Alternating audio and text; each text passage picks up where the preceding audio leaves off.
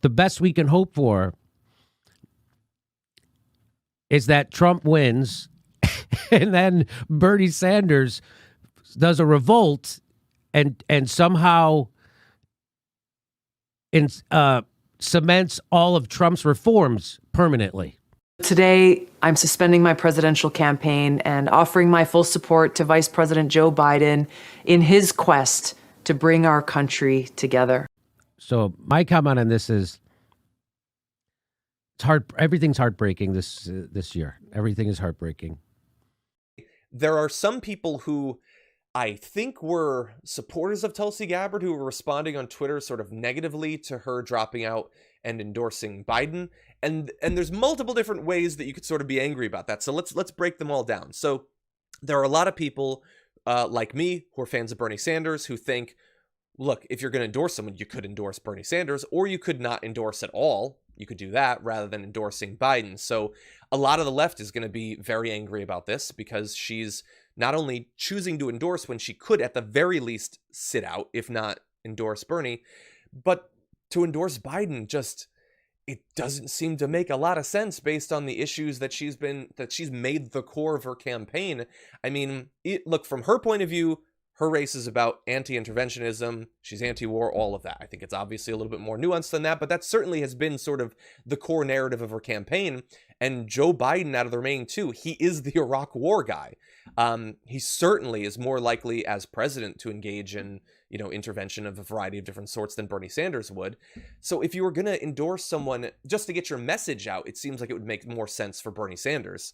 I'm going to take a victory lap. What did I tell you guys? What did I tell you? Like, no one believed me. Everyone, because I was one of the first to actually care enough to look at her record and look at the way that she voted on a number of issues. The race is not done. I mean, look, Bernie could drop out. He could. I'm not saying that it's not possible. I was shocked by this. I could be shocked by that.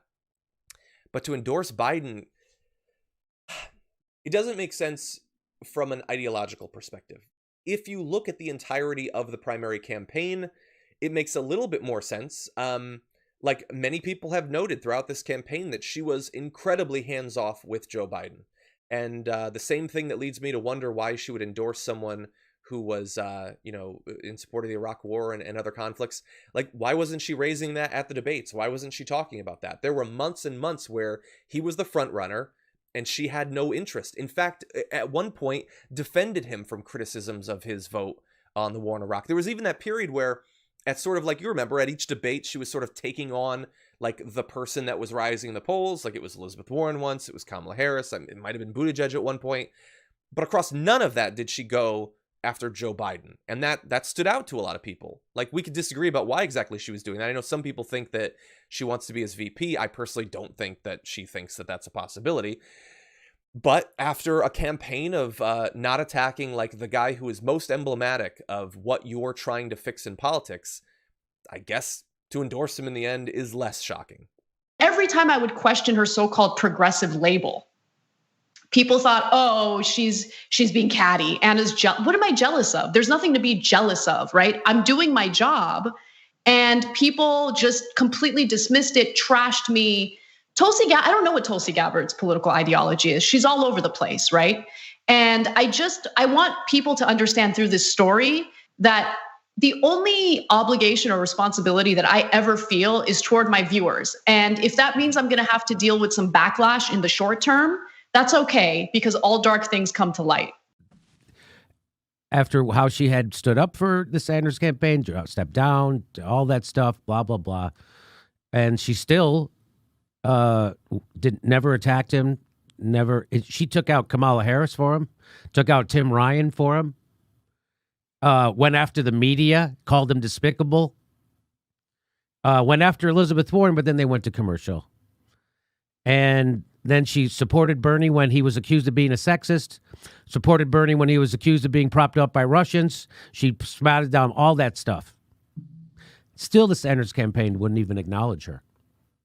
They said there's only two people left in the race. Remember they did that? So if that's the reason why, so what I'm thinking, and Tulsi already knows that Bernie is going to endorse Biden. That's happening. You know it. I know it. So when she's just beating Bernie to the punch.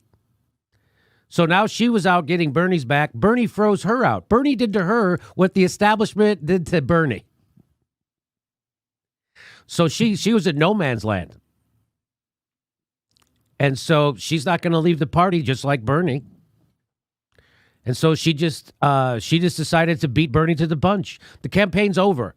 I know that the establishment thinks the primary's over, right? And it would be very difficult for Bernie Sanders to catch up to Joe Biden. But he hasn't dropped out of the race yet. And so she couldn't even wait until he drops out for her to make this endorsement. And by the way, it's one thing to say, look, he's not my preferred candidate, but he is better than Trump. And so as a result, I'm backing Joe Biden. But she put together this super lengthy video where she's like, oh, Joe Biden and both besties, were totally good friends. And he really believes in peace and love and aloha. And it's come on, man. Do you really need to go that far? Because fact of the matter is Joe Biden has been very much in favor of the forever wars that Tulsi Gabbard claims to be against. What if she had made a big deal out of his support for the war in Iraq back in July or August of last year? Could that have had an effect? Maybe. Biden was in first. He had a big lead. Now, he eventually did go down. It's possible that the same sort of consolidation of the centrists would have happened, but it could have had some effect. I don't know. Maybe we'll never know. The best we can hope for is that Trump wins and then Bernie Sanders does a revolt and somehow cements all of Trump's reforms permanently.